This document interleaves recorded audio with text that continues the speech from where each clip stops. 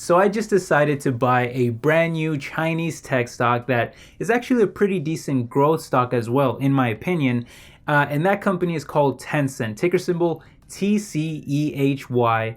And here, kind of in the short term, I do expect the whole trade war between the US and China and the macroeconomic issues of China to be a major drag on this stock. So don't be surprised if the stock is down huge by the time you watch this, or if you see little kind of flash crashes where it drops like 5% or 10%, right along with other Chinese stocks, because President Trump sends out like one negative tweet, or maybe they have a bad earnings or a little bit of like a earnings miss. This stock could definitely be very volatile, but over the long term, I will see these as kind of buying opportunities as I continuously add to my position, because you guys know me, I love to buy stocks when they're going down and there's kind of a lot of macroeconomic like headwinds and things like that that can give me a much lower price, rather than buying stocks when they're at all-time highs. For example, like my biggest stocks right now, and they have been for a while now, have been like Microsoft and Disney and Amazon. And those stocks have been pretty close to record highs in kind of recent months. So I have not been adding to those positions. And in fact, I've actually been taking like some profits too. But they're still like by far the biggest positions in my portfolio. But I'm just not comfortable adding to those because they're trading so high already. But when I look at a stock like this, it's been definitely struggling, and we're going to take a look at all of that. And I'm much more comfortable buying this stock whenever it has those kind of little flash crashes or it kind of struggles here in the short term. But again, this will be a long-term position that I am looking to buy very slowly and gradually over time. And by the end of this week, I'm hoping to have about 0.5% of my portfolio allocated to this stock. So it'll be a portion of about 0.5% of my portfolio. And then over the long term, I'm aiming to make it about 5% of my portfolio. And then if everything goes really good with the company and the macroeconomics improve and I gain a lot of confidence in Tencent, then I would be comfortable making it about a 10% position portion of my portfolio. I would be comfortable with that, but again, it would be over the very long term to get to that amount. But anyway, in today's video, I want to explain to you guys the different reasons why I'm buying this stock and why I'm bullish on them for the long term. And I'm sorry for having to do this. I know it's very annoying, but some people just kind of need it.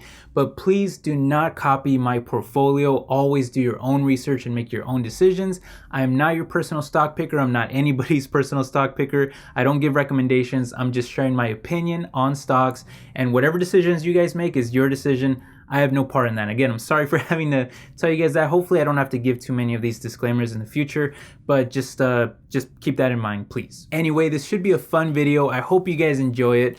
Let's go ahead and get started.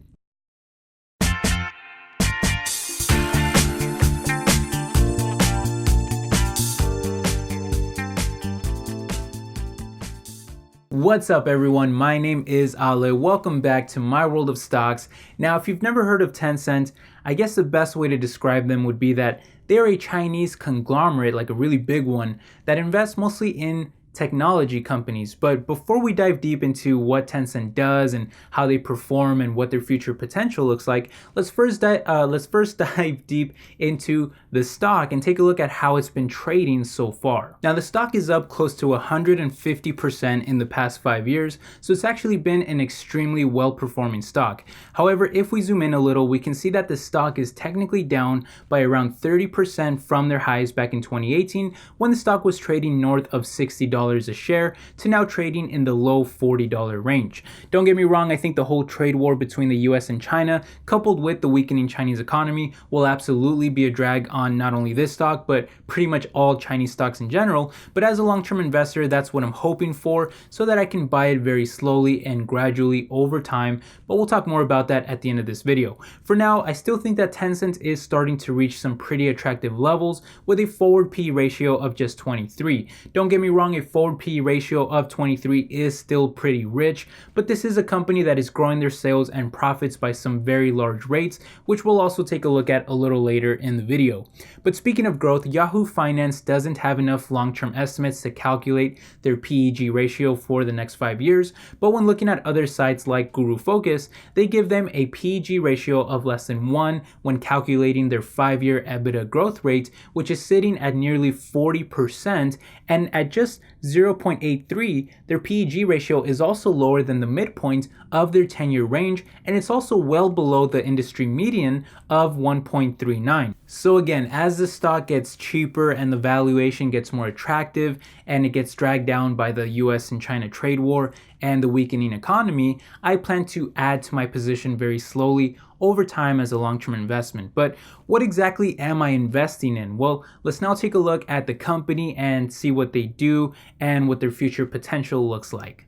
Okay, now I already mentioned that they own or invest in many technology companies, but to be more specific than that, I'd probably say that they are focused primarily on internet-based tech companies. But despite being so tech heavy, I actually feel that they're pretty well diversified across that specific industry because they compete in many different markets like internet services, social networking, entertainment, video, music, e-commerce, video games, and even some very buzzwordy trends like artificial intelligence and cloud computing.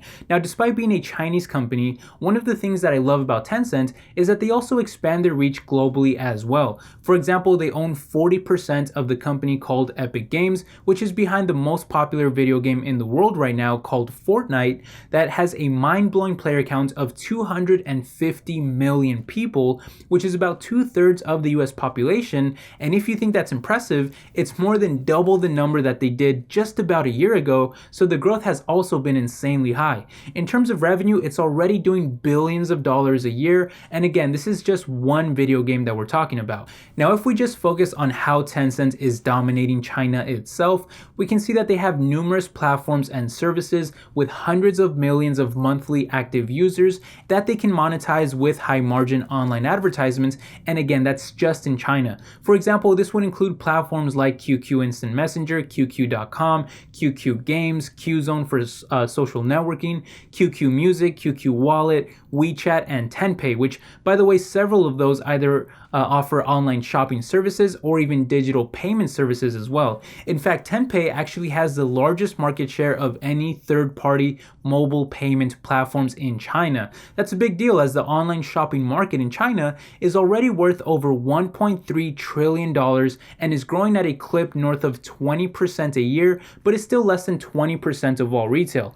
But Tencent even has a presence in the traditional retail market as well, as they partnered with Wanda Real Estate to launch a smart mall just a couple of months ago that uses Tencent technologies to feature holographic ads, advanced payment systems including facial recognition payments, and even a virtual reality gaming zone. So these type of technologically advanced retail stores that offer a more entertaining experience to the consumer could help them tap into the part of the market that hasn't really fully gone online yet. Don't forget that total retail sales are actually climbing faster and higher than the United States, and that's not including Hong Kong. So there's still a lot of money to be made in those other parts of the retail market as well, not just e-commerce. And going back to gaming for a second, perhaps an even bigger deal than Fortnite is the fact that they have a huge mobile gaming business that grew by 24% last year. The reason why this matters is because the gaming industry is growing by billions of dollars a year with a double-digit compound annual growth rate, but almost the entirety of that growth is from mobile gaming, which is growing at almost 27%, while PC and console gaming are only growing by around 2 to 3%. And when looking at a few reports from Newzoo, which is a gaming research firm, they list the top 10 countries by game revenues, and China comes in at number 2, only behind the United States, and it's usually higher than them as the two often go back and forth. And when looking at the top 50 countries by smartphone use and penetration, China comes in at number 1 based on a few different factors, so obviously China is the best market that you'd want to be in for tapping into that growth of mobile gaming. And finally, when looking at the top 25 companies by game revenues, guess who comes in at number 1? Tencent does, even ahead of giants like Sony, Microsoft, Apple, and Google, but also ahead of very well-known gaming companies like Activision Blizzard, Electronic Arts, and even Nintendo, but the list really goes on and on. So even though they're extremely dominant in China, they're also performing very well internationally as well. Now, just to be clear, there are definitely a lot of concerns over the gaming market in China because the ruling Communist Party has set in place a ton of regulations on what type of games can be approved for use by the consumer, which has also led to Tencent's game revenues dropping by 1% year over year in their last quarter, but it still remains the biggest market out there and one that Tencent has a bigger stranglehold on than any other company in the world. And speaking of dominance, when looking at all of their different platforms, Tencent is competing in so many different markets across gaming, social media, fintech, and even video and music streaming as well. And the success that they've had in all of these different markets has led to surging online advertising sales that grew by 25% year over year in their last quarter. And the great thing for Tencent is that this market is only expected to get bigger in the future, given that digital ad spending is soaring by billions of dollars a year, with 2019 alone expected to grow by 22%, with almost 70% of all media spending going to digital advertisements versus any other medium in China. All of this potential has led to tremendous success for Tencent over the past 4 years, as they more than tripled their sales over that time period and pretty close to triple their profits as well. And according to Yahoo Finance, they're expected to keep growing at some very high rates, with sales growth of over 23% this year and even more growth next year at over 26%, while also being expected to grow their EPS by 21% this year and even more so next year at over 27%. So still a very profitable company as well. And just to finish up here, their balance sheet doesn't look that good to me, given that they have a lot of high debt and they also have a very low current ratio that is barely above 1, although they do have a decent amount of cash, current assets, and a lot of long-term investments, but it's mostly just a mediocre balance sheet in my opinion.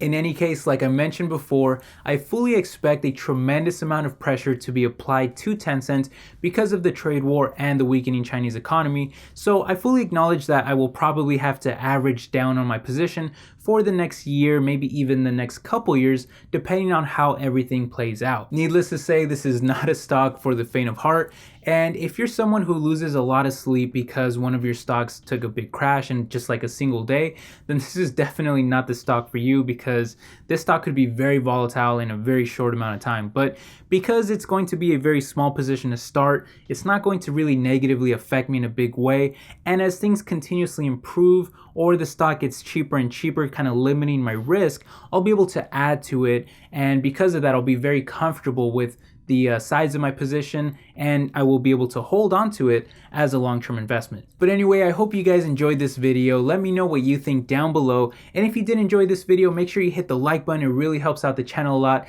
and it means a lot to me. But thank you for watching. I'll catch you guys in the next one. Take care. Bye-bye.